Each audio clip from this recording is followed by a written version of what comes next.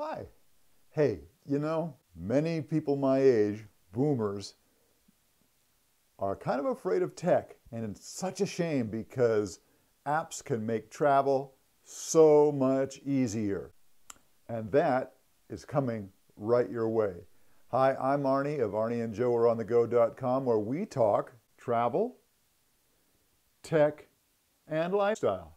If you're into any of those three things, why don't you consider subscribing? Just click that big red subscribe button. Don't forget, click that bell so you'll be notified whenever we put up new content.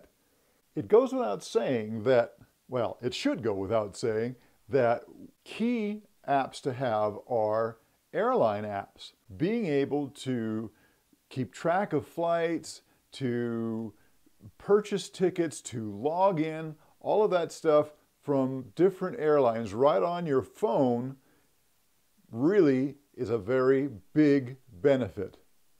So first thing, make sure that you have airline apps, such as this one from Alaska. You'll notice that you can book a trip, that you can add a reservation, you can sign in. When you book a trip, you'll notice that tells you one way, or if you want to use your miles, all kinds of things. You can check in 24 hours ahead of time. Check in. That is one of the best things about having apps today, is being able to check in ahead of time. You don't have to go through the line at the airport anymore, unless of course you've got a bag that you need to check, but you need to have an airline app, one for every airline that you use, preferably. Airline apps are great, but there are others as well, so let's take a look at those. The next one is Google Translate. Google Translate is such an awesome app because when you're in a foreign country, you're able to translate. You can type in different things that you want to, translate, right? You can put in the English and get out the Italian in this case. But what's really, really cool is that you can take a picture of some item. I wish I could do that right here, but you can take a picture of a sign, for instance, or a menu, and it will translate it for you. Just by tapping the camera icon. Notice how you can align the text right in the middle here. Tap the camera icon down below. It works really well. Translate, you're going to want to have Google Maps. You want to be able to find your way around. And I'm sure that many of you are already using Google Maps, so I don't need to really go over that too much. Any kind of mapping thing really, really works well. Going along with that is an app called City Mapper for specific locations. As you can see, we're in Paris right now. You can tap on this. We're at the Eiffel Tower. And you can see some of the surrounding area. If you want to find buses, just tap the bus icon and it'll put up different bus stops. If you want to find the Velib, which is the bicycle sharing, put that in there also. Shows you all of the different Velib locations, as well as how many bicycles are there currently. City Mapper, you guys, really, there's other things too, like there's Autolead, because they have a car sharing thing also, and there's Uber, and where the tram is. City Mapper, great app. Going along with the mapping idea is Wi-Fi Mapper.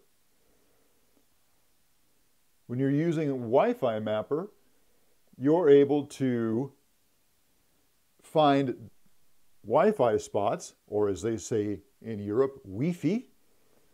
So if we're going to Paris, we can find all of the different Wi-Fi locations in Paris, usual pinch and zoom kinds of things, and you can find down below, if you want to scroll up, different places that offer free Wi-Fi, Starbucks. Anyway, Wi-Fi Mapper, great app to have along. TSA obviously has a huge impact on us these days. Might as well keep track of what's going on. You can choose different locations. We'll go to our home airport. Notice it tells you any delays happening, how long the general delay is right now. It's taking approximately 21 to 30 minutes to get through TSA, which, by the way, brings me to another point. If you haven't already gotten yourself TSA Pre, you should do that. Yeah, it costs a little bit of money. It takes a little bit of time to do it, but boy, sure saves you a lot of hassle when you're going through the airport most of the time. Another great app for when you're at the airport is FlightSpeak. This is a super app. So I put in here, I was interested in Manchester Airport in England. And notice it talks about estimated security wait time being 10 to 20 minutes. And this is a crowdsourced thing, so you can actually interact with it and say, hey, no, it's actually a little bit longer than that, and you can adjust that. And it gives you all kinds of other resources, airport resources, talks about dining and ground transportation and where you can, wheelchair resources. So if we tap, say for instance, the lounge portion here, it gives you the different lounges in the airport, tells you where they are in the departure areas or Terminal 2, and if they're open and how long they're open. So really, really awesome app. That's FlightSpeak. An app that I really love, although I don't use it that much, but I really do love it, is RoadTrippers. We don't take that many road trips, so we don't use it all that often, but it's a super app. You can put in here, you can start a new trip, you can explore articles that have been written about taking different road trips. When you start a new trip, you can say your current location, where you want to go, and as you are on your trip, you can search different things along the route to look for, so things to do from where we are so it gives you children's attractions, museums, that kind of stuff. Let's say we just take top attractions and we start our trip, and it pops up, shows how to get to where we're going, and notice, again, pinch and zoom, all kinds of things along the way to do. Look at them all. The cameras indicate places for photos. Oftentimes there's restaurant, music venues in there. RoadTrippers, awesome app. Okay, let's talk about finding a place to stay. Our favorite these days, AirBnB. Can't live without Airbnb. This is such a super app. It works really well, and you're going to find yourself a great place to stay. You can search where you want to be, Seattle, Paris, New York, wherever. At what time do you want to be there? You've got this, calendar. Tells you, okay, what dates do you want to start? What dates do you want to end? How many guests? What is the thing that you want to rent? Do you want to do a whole home? Look at this spectacular entire home in LA with a pool, great view, $125. We used this when we were in Paris last. We had a place right in the city, in the heart of the Marais, and it was $108 a night. This was in a small apartment. You can't find anything like that in Paris. And we were there in the height of tourist season in the summertime. So you can find some great, great deals.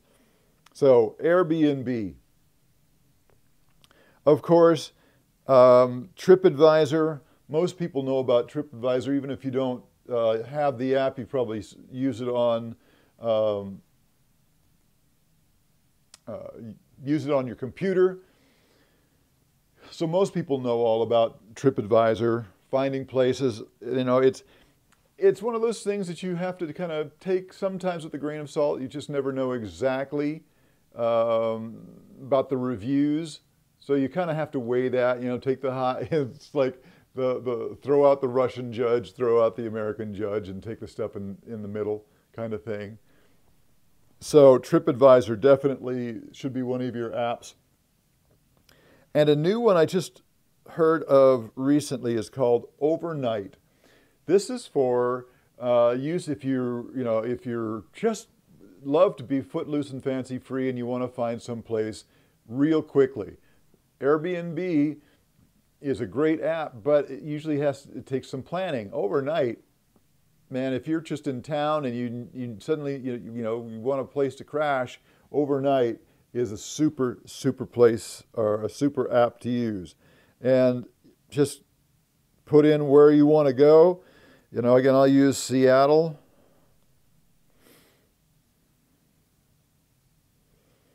And it brings up Seattle, finding your perfect listings, an entire place in Seattle for $70 a night. In Seattle, the entire place.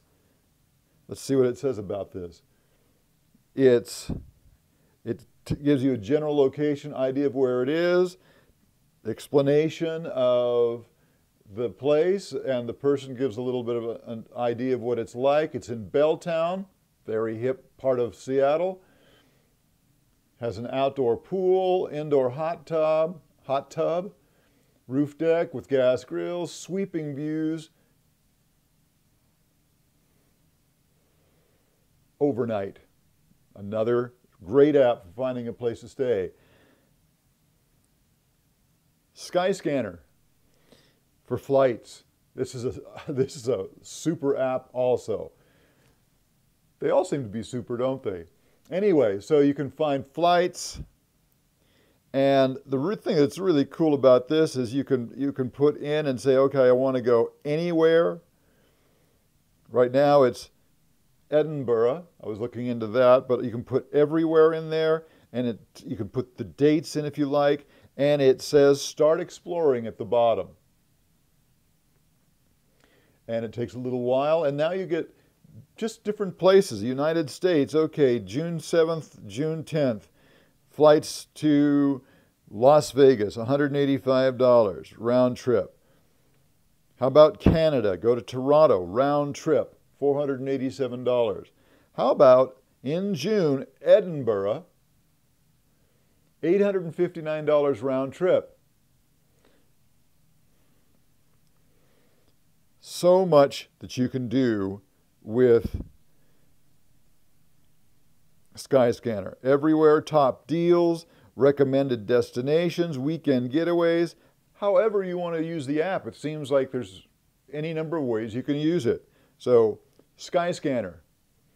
Now notice, just a reminder, I'm doing this from a boomer standpoint. People who may not have used any of these things, may not even be app conscious. These are some awesome things to use. When you're in a new country, Currency XE allows you to put in a particular currency and get immediate response. So I just put in a moment ago, what's €1 these days? Look at that. Now's the time to be going to Europe. The euro and the dollar are almost the same. It hasn't been this way in a long time. So it takes $1.07 to get €1. That's pretty darn awesome. Wish we were going right now. Okay, so Currency XE. Oh, and a great app. I've got to find some different words to use here, don't I? I'll keep repeating myself. Rome to Rio. You want to find how to get from Munich to Venice or wherever. Put in search. It shows you by train how much it's going to cost, different bus systems, the night train, how long to drive it, can you fly it, how much it's going to cost. Rome to Rio is a lifesaver, you guys, when it comes to when you're actually there and you want to get around. Rome to Rio, notice, has the number 2 in there, not the word 2. Okay, so you're arriving in a particular location, you need to get around and don't want to take a cab necessarily. How about Uber and Lyft? I know Uber and Lyft, you know, well, it's more Uber than Lyft. Kind of, you know, got some stuff happening in the news these days that makes it kind of, leaves a bad taste in your mouth, I guess you'd say. But we still use it. And Lyft, pretty much the same. I have them both. I found that many drivers drive for both companies. It's kind of interesting. Blacklane is a company that we use. Oftentimes when we come into big cities, we used it in Paris last, you come in and you don't want to hassle with trying to, I'd rather pay a few more bucks and use Blacklane to get from the airport or the train station or wherever to my hotel and look at all the different locations that it's available now. So I really, really highly recommend using Blacklane. You put in there and you say, okay, here's where I want to go. Comes back with a quote. You like it, you don't like it, you don't take it. Okay, and gosh, for us to get from Montparnasse train station over across town, last time to the Marais was $35. If you take a cab, if you get stuck in traffic, that meter keeps on ticking. Or if there are detours and the driver has to drive around, like happened to us, that meter keeps on ticking. And when you use Blacklane, the price is set. So if there's a lot of traffic, you get stopped for some reason, your bill isn't going to go up. Blacklane, highly recommend it. And there you have it, our must-have travel apps for 2017. A lot more than we had anticipated talking about, but I started getting on a roll here. If you like this kind of content, please subscribe, click that bell icon, give us a thumbs up, and leave a comment. Have you used any of these? Are there any other apps that you would recommend? Keep in mind, audience I'm talking to, most people my age aren't into couch surfing much. So while those are great, and we're not much into hostels, although there are some people, so keep that in mind, okay? Thanks for stopping by, and we'll talk to you again. Thanks.